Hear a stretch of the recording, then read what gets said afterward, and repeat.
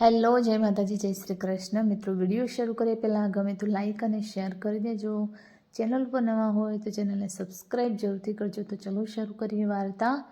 તેઓ પિતા અને ભાઈ વિના દીકરીઓને કેવી રીતે ઉછેરશે? અરે સમાધાનજી, તમે એકલા હાથે આટલી સારી વ્યવસ્થા કરી છે. આટલી વાર પૂછવા છતાં પણ તમે અમને કોઈ કામ કહ્યું નથી. તમે એકલા હાથે આટલું બધું કેવી રીતે મેનેજ કરો છો? ઘર, નોકરી અને છોકરીઓનો ઉછેર. તમને હૃદયથી સલામ. જાનકીજીની સૌથી નાની પુત્રીના લગ્ન દરમિયાન તેમના મોટા ભાભીએ કહ્યું, બસ ભગવાન અને તારા જેવા શુભેચ્છકોના આશીર્વાદ છે. તારા સાથથી પિયુના લગ્ન પણ આજે સારા થશે. જાનકીજીએ કહ્યું, આજે તમારી હિંમતના બળ પર તમે એકલા હાથે તમારી 4 પુત્રીઓનો આટલી સારી રીતે ઉછેર કર્યો છે. જ્યારે આજે શ્રેષ્ઠ પુરુષો પણ તેમની પુત્રીઓના લગ્ન વખતે તેમના પગરખા પહેરે છે. તમે એકલા હાથે લગ્નનું સંચાલન કર્યું છે. તમારી 3 દીકરીઓને તેમના ઘરમાં ખુશ છે. આજે ચોથી દીકરી પણ યોદ્ધાથી ઓછી નથી. સમધેજીએ હસતા હસતા કહ્યું, સમધેજી, આ તમારી મહાનતા છે. સારા લોકો હંમેશા બીજામાં પણ ભલાઈ જુએ છે. જાનકીજીએ કહ્યું, અરે મમ્મી, આવો, પિયુના સાસુ વગેરે બધા જમવા જઈ રહ્યા છે. આપણે એમની મહેમાન ગતિ ના કરીએ? જાનકીની મોટી દીકરીએ અવાજ ઊંચો કરીને કહ્યું, હા સમધેજી, હું પછી વાત કરીશ. હજુ થોડું કામ બાકી છે. જાનકીજીએ તેમની સમાધિને નમ્રતાથી કહ્યું, હા અલબત્ત.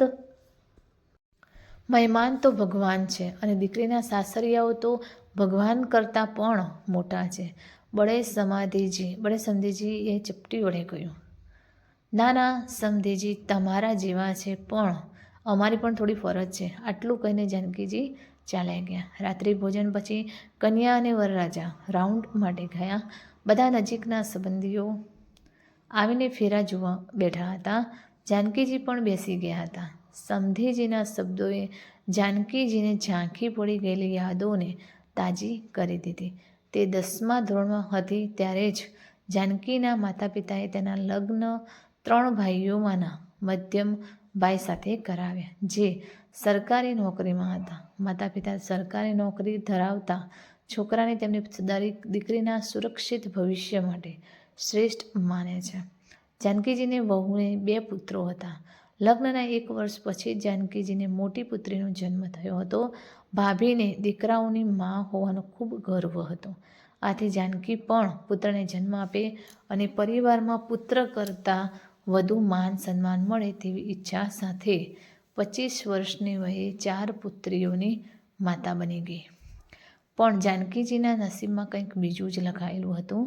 જાનકીજીએ 25 વર્ષની ઉંમરે પોતાના પતિને માર્ગ અકસ્માતમાં ગુમાવ્યો હતો. જાનકીજીના માથા પર મુસીબતોનો પહાડ આવી ગયો. જાનકીજી તેમના પતિના મૃત્યુનો શોખ મનાવવા 15 દિવસ સુધી સાસરિયા સાથે રહી. તે 15 દિવસ દરમિયાન તેણી સમજી ગઈ કે તેણીના સાસરિયાઓ, ખાસ કરીને તેણીની વહુ, તેના પતિના આકસ્મિક મૃત્યુને કારણે મૃતકના આશ્રિતોને આપવામાં આવતી સરકારી કરુણાપૂર્ણ નોકરી પર નજર રાખી રહ્યા છે. જાનકીજીને સાસુને પ્રોવિડન્ટ ફંડના પૈસા પણ મેળવવા માટે ભાઈ ભાભીએ તમામ યુક્તિઓ અપનાવી હતી.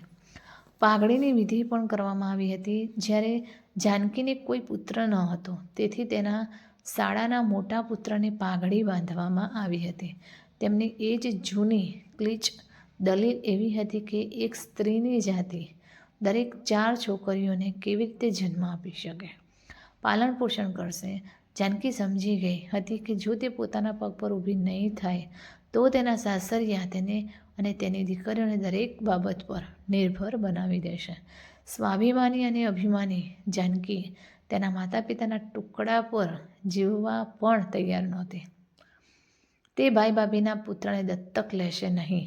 તેણીએ તેના નિર્ણય વિશે તેના સાસરિયાઓને જાણ કરી. છેલ્લું મૃત્યુ ફેંકતા વહુએ કહ્યું, તો પછી તમે સરકારી નોકરી ગુમાવી દીધી છે. તમારી દીકરીઓ હજી ઘણી નાની છે. સરકારી નોકરી માટે લઘુત્તમ વય 18 વર્ષ છે. જાનકીએ જવાબ આપ્યો, તે તેના પતિની જગ્યાએ નોકરી કરશે. શાળાએ કટાક્ષ કરતાં કહ્યું, તું 10મું પાસ પણ નથી. નોકરી મેળવવા માટે 10મું પાસ હોવું જરૂરી છે. શું સરકાર તારી 10મું પાસ થાય તેની રાહ જોઈને બેસી રહે છે? અને શું આ ઘરની સ્ત્રીઓને ક્યારેક આવું કર્યું છે? નોકરી જે તમે કરશો. હું આ વર્ષે 10મા ધોરણની પરીક્ષા આપીશ અને તે પાસ કરીશ. જ્યાં સુધી આ ઘરની મહિલાઓની વાત છે, આજ સુધી કોઈ પણ આટલી નાની ઉંમરે વિધવા નથી થઈ. ઈચ્છા ન હોવા છતાં તેના શાળાને ઈંટ સાથે જવાબ આપ્યો. હવે ભગવાન આ ઘરના માલિક છે. સસરાની જેમ વહુ સાથે વાત કરતી વખતે તેમણે સહેજ પણ શરમ ન આવી. આ લક્ષણોને કારણે જ બહુ સમય પહેલાં સ્વર્ગમાં ગયા. જાનકીની ભાભી બડબડાટ કરી. જાનકીની સાસુ જેઓ પોતાના જીવન નિર્વાહ માટે પોતાના પુત્ર પર નિર્ભર હતા, તેઓ એક પણ શબ્દ બોલી શકતા ન હતા. તેણી જાણતી હતી કે જો તે કંઈ પણ કહેશે તો તેને પણ જાનકી સાથે ઘરમાંથી કાઢી મૂકવામાં આવશે. બિચારી પણ પહેલેથી 4 દીકરીઓની જવાબદારી છે. તે પોતાની 5મી વૃદ્ધ સાસુનું ધ્યાન કેવી રીતે રાખશે? વૃદ્ધાવસ્થામાં માંદગીનો ખર્ચ અલગ બાબત છે. તેથી જ તે લોહીની ચુસ્કી લઈને ચૂપ રહી. પણ તેના દિલમાં તે ખુશ પણ હતી કે જાનકી તેના હક માટે અવાજ ઉઠાવી રહી છે. જાનકી આ બધા માટે પહેલેથી જ માનસિક રીતે તૈયાર હતી. તે જાણતી હતી કે આ લડાઈ આસાન નહીં હોય. 15 દિવસના અંતે જાનકી શહેરમાં પાછી આવી, જ્યાં તેના પતિની નોકરી હતી. કોઈએ તેને રોક્યો નહીં, તેની પણ રોકાઈ નહીં. શહેરમાં પહોંચતા તેણે પતિના મિત્રની મદદથી 10માની પરીક્ષાનું ફોર્મ ભર્યું હતું. તેણીએ તેની પુત્રીઓની શાળાના શિક્ષકની મદદથી અભ્યાસ શરૂ કર્યો. સુલોચના ભાવનાત્મક રીતે ખૂબ જ નબળી પડી ગઈ હતી, પરંતુ તેણે પોતાની તમામ ક્ષમતાઓ અભ્યાસમાં સમર્પિત કરી દીધી હતી. તેમની દીકરીઓના ઉજ્જવળ ભવિષ્યના સ્વપ્નને તેમનું મનોબળ વધાર્યું. પોતાના સપનાનો પીછો કરવા માટે તેણે દિવસ રાત મહેનત કરી. તેના માતા પિતાએ તેને પ્રેરણા આપી. આખરે તેને મહેનત રંગ લાવી અને તેણે ધોરણ 10 પાસ કર્યું. તેને સરકારી નોકરી મળી. ધીમે ધીમે તેણે ગ્રેજ્યુએશન પૂરું કર્યું. વિભાગીય પરીક્ષાઓ પાસ કરીને તે ગ્રુપ B અધિકારીના પદ પર પહોંચી. સેવામાં રહીને તેમણે તેમની દીકરીઓના લગ્ન પણ કરાવ્યા. આજે 4થી દીકરીના લગ્ન પણ સારા થશે. નિવૃત્તિ પછી તમે એક ફ્લેટ ખરીદશો અને બાકીનું જીવન આરામથી જીવશો. કન્યાદાનનો સમય નજીક આવી રહ્યો છે. બહેન, કન્યાદાન કરો. પંડિતજીના અવાજ સાથે જાનકી તેના ભૂતકાળના કોરિડોરમાંથી વર્તમાનમાં પાછી આવી ગઈ હતી. હા પંડિતજી. જાનકીના ચહેરા પર સંતોષની લાગણી હતી. તે તેના પતિએ છોડેલી તમામ જવાબદારીઓ નિભાવી શકી હતી. તો મિત્રો, વાર્તા તમને કેવી લાગી તે કોમેન્ટ બોક્સમાં જરૂર જણાવશો. ગમી હોય તો વિડીયોને લાઇક અને શેર કરી દેજો.